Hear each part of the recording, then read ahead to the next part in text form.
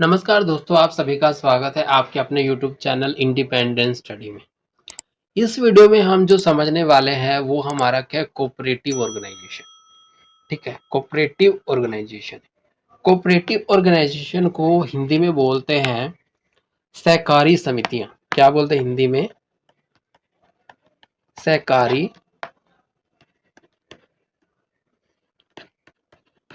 समितियां। और इसको एक दूसरा नाम भी है इसका, वो है सहकारी संगठन। ठीक है, सहकारी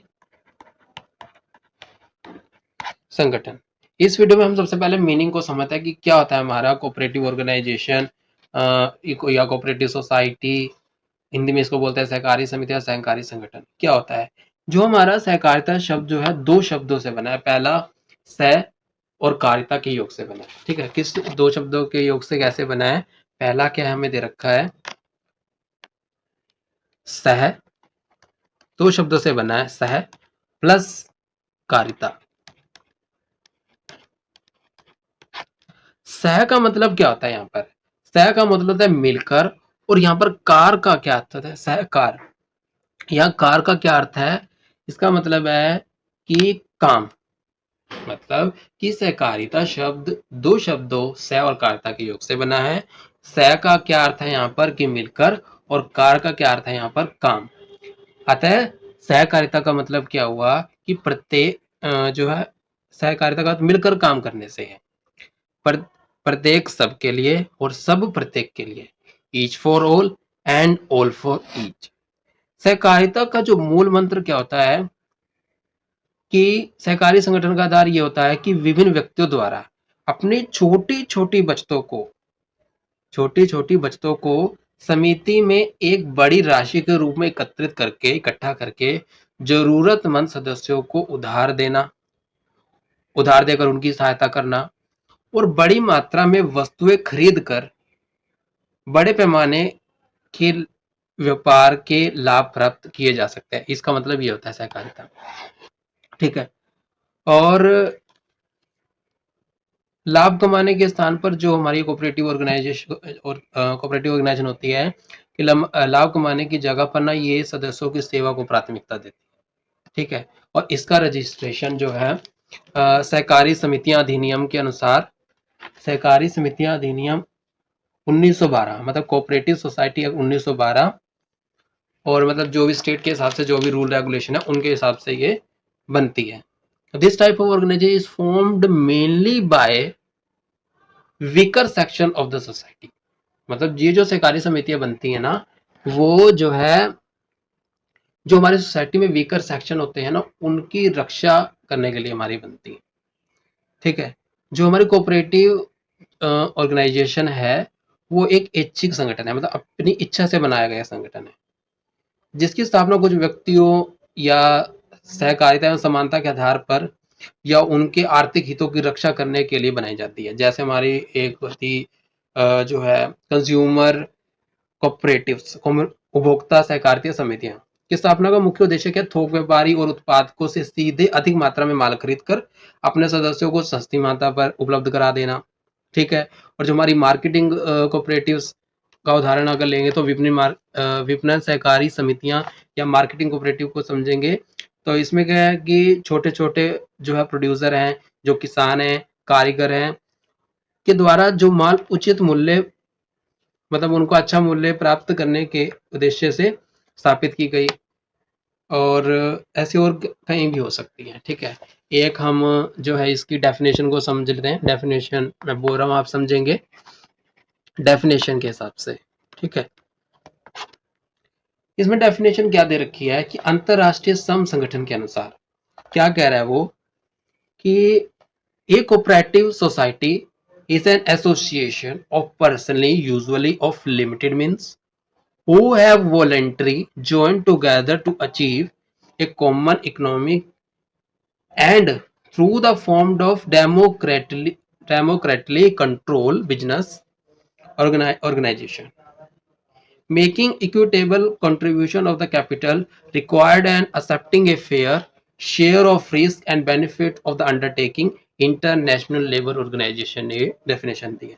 हिंदी में समझते हैं कि सहकारी समिति उन व्यक्तियों का एक संगठन है जिनके साधन क्या होते हैं, सीमित होते हैं, और जो प्रजातांत्रिक ढंग से नियंत्रित व्यवसायिक संगठन की स्थापना करके समान आर्थिक लक्ष्यों को पूरा करने के लिए स्वेच्छा से इकट्ठे होते हैं, मतलब अपनी इच्छा से इकट्ठे होते हैं, और जिनके लिए आवश्यक पूंजी को उचित अनुपात में इकट्ठा करते हैं तथा व्यवसाय के जोखिम और लाभ को परस्पर उचित अनुपात में बांटने के लिए सहमत होते हैं। मतलब जो भी लाभ होगा उनको क्या भले जो है इक्वल इक्वल बांटे जाएगा, बराबर बराबर उनको दिया जाएगा।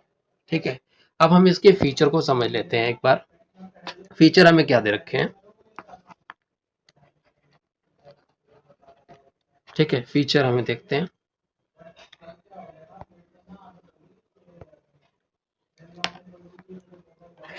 पहला फीचर हमें क्या दे रखा है, पहला हमें दे रखा है वॉलंटरी मेंबरशिप।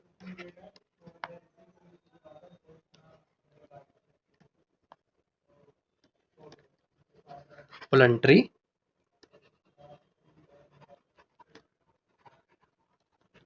मेंबरशिप, हिंदी में इसको बोलते हैं स्वैच्छिक सदस्यता। क्या होता है वॉलंटरी मेंबरशिप का मतलब क्या होता है कि ये व्यक्तियों का एक स्वैच्छिक संगठन होता है, अर्थात किसी भी व्यक्ति को सहकारी समिति का सदस्य बनने के लिए बाध्य जो है नहीं किया जा सकता।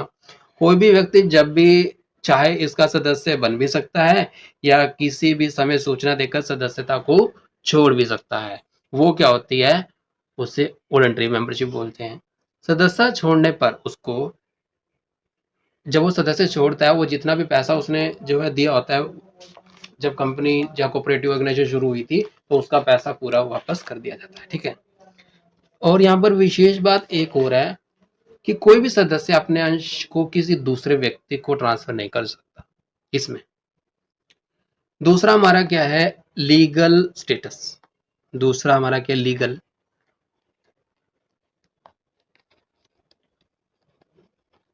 स्टेटस। क्या है लीगल स्टेटस का मतलब, यहाँ पर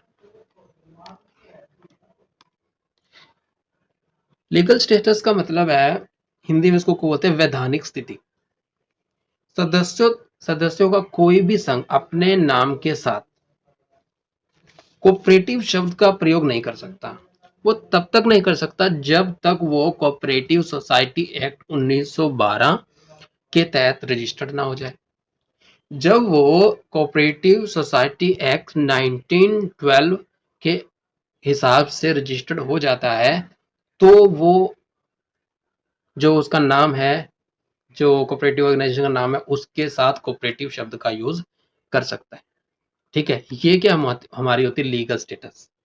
कोई भी संघ अपने नाम के साथ कोऑपरेटिव शब्द का प्रयोग नहीं कर सकता जब तक वो सहकारी समिति अधिनियम 1912, कोऑपरेटिव सोसाइटी एक्ट 1912 या जो भी स्टेट से संबंधित कुछ भी नियम है उनके हिसाब से रजिस्टर्ड हो जाता है, तो फिर वो कोऑपरेटिव शब्द का यूज कर सकता है। जब वो कोऑपरेटिव शब्द मतलब जब वो रजिस्टर हो जाता है कोऑपरेटिव सोसाइटी 1912 के अनुसार, तो वो क्या करती है, वो कोऑपरेटिव ऑर्गेनाइजेशन कॉन्ट्रैक्ट भी कर सकती है और उस पर किसी दूसरे व्यक्ति के द्वारा जो है मुकदमा भी किया जा सकता है, और वो समिति, वो सोसाइटी अपने लिए संपत्ति को खरीद भी सकती है और संपत्ति को बेच भी सकती है। उसको क्या बोलते हैं, लीगल स्टेटस। आगे देखते हैं, एक और फीचर को समझने की कोशिश करते हैं।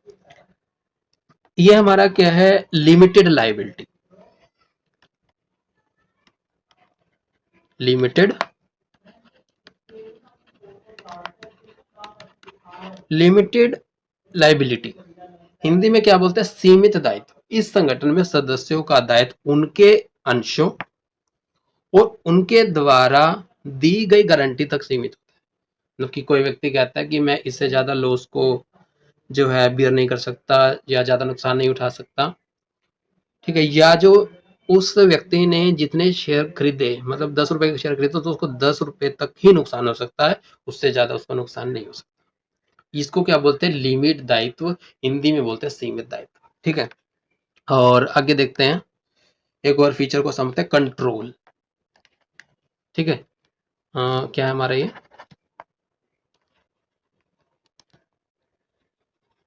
क्या होता है कंट्रोल, हिंदी में बोलते हैं नियंत्रण। इसका नियंत्रण मतलब इस जो हमारी कोऑपरेटिव सोसाइटी है, इस पर कंट्रोल स्वयं सदस्यों द्वारा प्रजातंत्रात्मक आधार पर किया जाता है, मतलब डेमोक्रेटिकली किया जाता है बिना किसी भेदभाव के।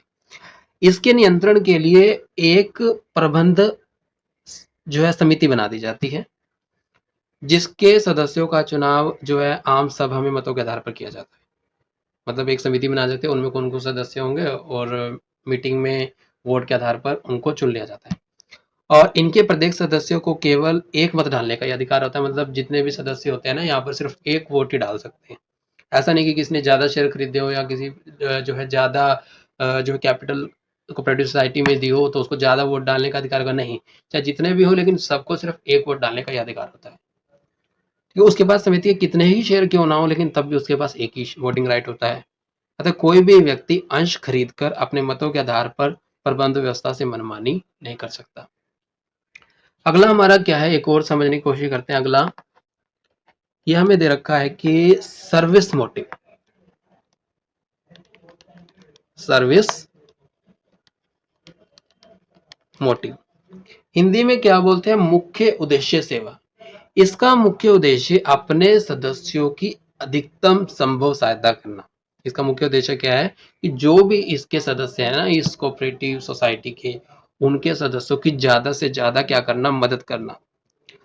अधिक संभव सहायता करने से अभिप्राय कदापि ये नहीं है, मतलब ज्यादा सहायता करते हैं तो इसका मतलब ये नहीं है बिल्कुल भी कि ये समितियां जो है कॉस्ट पर ही वस्तुएं एवं सेवाएं प्रदान करती है, बल्कि उचित लाभ वसूल करते हुए अपने सदस्यों की सहायता करती हैं।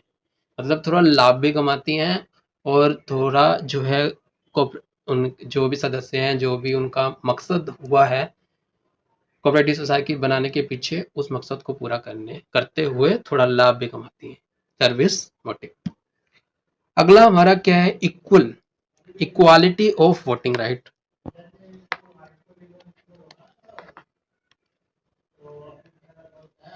क्या हमें दे रखा है ये, equality of voting right.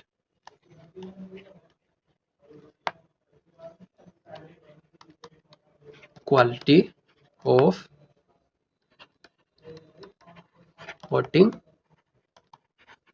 Right. Hindi में क्या बोलते हैं इसको, मताधिकार की समानता। क्योंकि इन पर एक व्यक्ति एक मत का प्रिंसिपल लागू होता है या सिद्धांत होता है, इसलिए प्रत्येक सदस्यों को सिर्फ एक मत मतलब एक वोट डालने का अधिकार होता है। अतः सदस्यों द्वारा खरीदे गए अंशों की संख्या और संख्या का मताधिकार पर कोई भी प्रभाव नहीं पड़ता। पहले मैंने आपको ये समझाने की कोशिश करी है कि अगर किसी व्यक्ति ने ज्यादा कैपिटल दी है तो इसका मतलब ये नहीं कि उसको ज्यादा वोट डालने का अधिकार मिलेगा, नहीं। चाहे उसने जितनी मर्जी कैपिटल दी हो या कम दी हो या ज्यादा दी हो, लेकिन उनको एक ही वोट डालने का अधिकार। इसे क्या बोलते हैं, इक्वालिटी ऑफ वोटिंग राइट, और हिंदी में क्या बोलते हैं, मताधिकार की समानता। ठीक है। और अगला देखते हैं अब हम क्या दे रखा है कि cash trading, cash trading Hindi में बोलते हैं नगद व्यापार। सहकारी समितियों के पास जो है ज्यादातर जो है कम वित्तीय साधन होने के कारण ये जो है व्यापार, ये नगद व्यापार को प्राथमिकता देते हैं। लेकिन ऐसा कोई भी मतलब नहीं है कि ये समितियां जो है उधार माल नहीं बेच सकती, उधार माल भी बेच सकती हैं। उसे क्या बोलते हैं हम, कैश ट्रेडिंग, नगद व्यापार। उसके बाद क्या, arrangement of finance, arrangement of finance.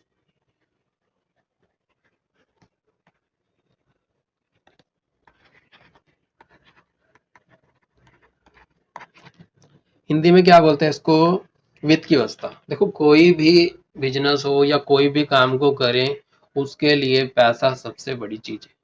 अगर पैसा है तो हम कुछ भी किसी भी तरह के बिजनेस को कर सकते हैं। तो यहाँ पे भी इस कोऑपरेटिव सोसाइटी जब वो काम करेगी तो उसके लिए भी पैसे की जरूरत पड़ेगी। उसको क्या बोलते हैं, अरेंजमेंट ऑफ फाइनेंस, कि वो फाइनेंस कहाँ से इकट्ठा करेगी, कहाँ से लाएगी। ठीक है। पहला क्या है कि सदस्यों को बेचे गए अंशों से प्राप्त पूंजी, मतलब जो पहला पैसे कहाँ से आएंगे, उसके बाद जैसे जो भी शेयर थे उसके, उसने उसको बेचे। ठीक है, शेयर क्या करे उसने, शेयर जो है उसने बेच दिए, बेचे शेयर, सेल कर दिए।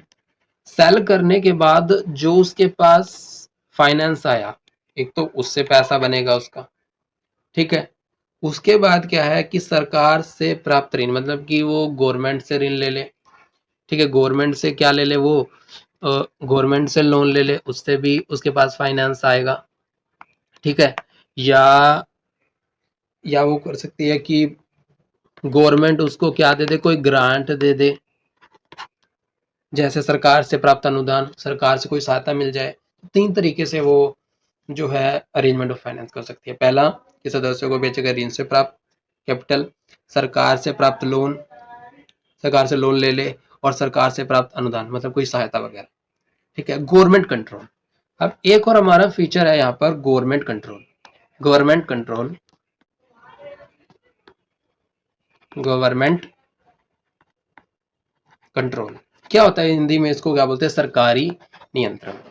देखो यद्यपि जो हमारा जो कोऑपरेटिव सोसाइटी है वॉलंटरी संघ है, मतलब ऐच्छिक संघ है, मतलब अपनी इच्छा से बनाई गई एक सोसाइटी होती है, लेकिन सरकार समय समय पर इनके जो भी अकाउंट्स वगैरह होते हैं, जो भी लिखा गया होता है, जो भी लेखे होते हैं, उनका निरीक्षण करके, मतलब उनकी ऑडिट करके इन पर क्या करते हैं, नियंत्रण रखते हैं।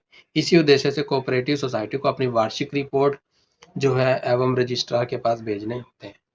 गवर्नमेंट को मतलब कि ये जरूरी नहीं है, जैसे हमें पता है कि जो हमारी कोऑपरेटिव सोसाइटी है आमतौर पर जो है अपनी इच्छा से बनाई गई एक सोसाइटी होती है, लेकिन सरकार समय समय पर उनके अकाउंट को उनकी ऑडिट करके चेक करती है कि ये काम अच्छे से कर रहे हैं या नहीं कर रहे हैं। तो इससे गवर्नमेंट का कंट्रोल बना रहता है, और इसी कारण उसको जो है अपने जो भी अकाउंट्स वगैरह होते हैं उनकी एनुअल रिपोर्ट जो है रजिस्ट्रार के पास भेजनी होती है, ठीक है। तो इस वीडियो के लिए इतना ही। अगली वीडियो में हम जो है समझेंगे कि जो कोऑपरेटिव सोसाइटी होती है उसका हम उसको कैसे रजिस्टर्ड करवाते हैं, कैसे बनाते हैं, ठीक है। इस वीडियो के लिए इतना ही। Thank you.